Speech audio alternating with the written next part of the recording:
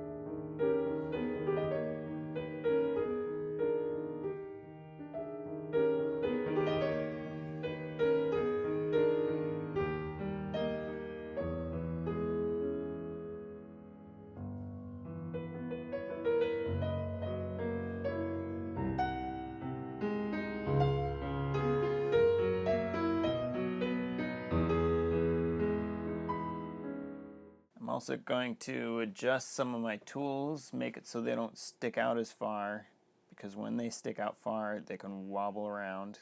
Very tiny amounts, but that adds up to your surface finish. And maybe try some thicker tools for the chamfers on the teeth.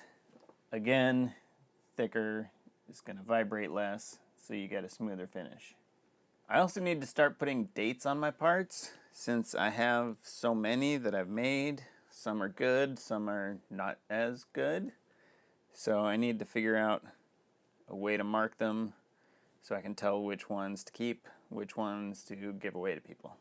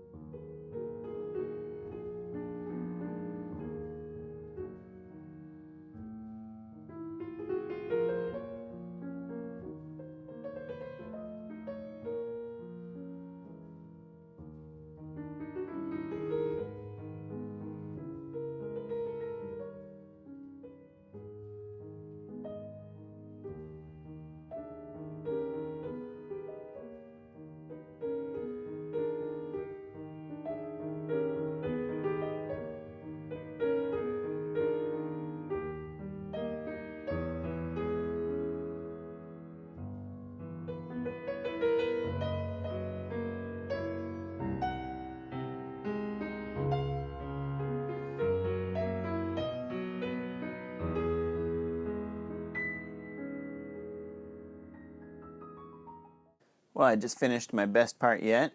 There's still some small problems, but they're so small I'm running into the accuracy of my equipment, how close tolerances I can run my machine. So I think this is the best it's going to get.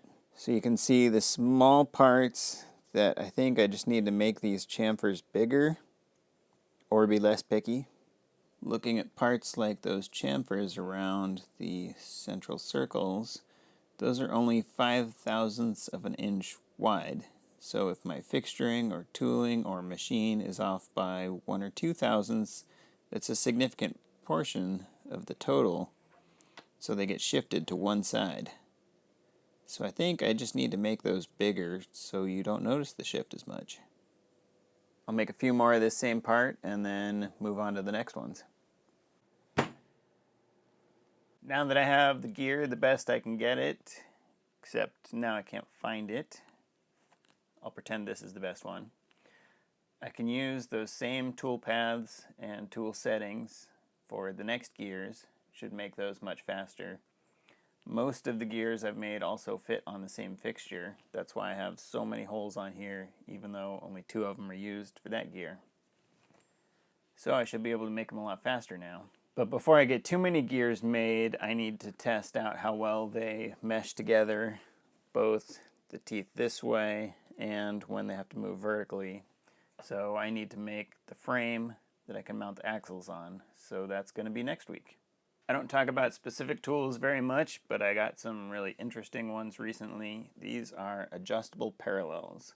So they're made for getting 2 lines very parallel, and it has a screw here that you undo, and then you slide the 2 pieces so you can set how high you want these to be.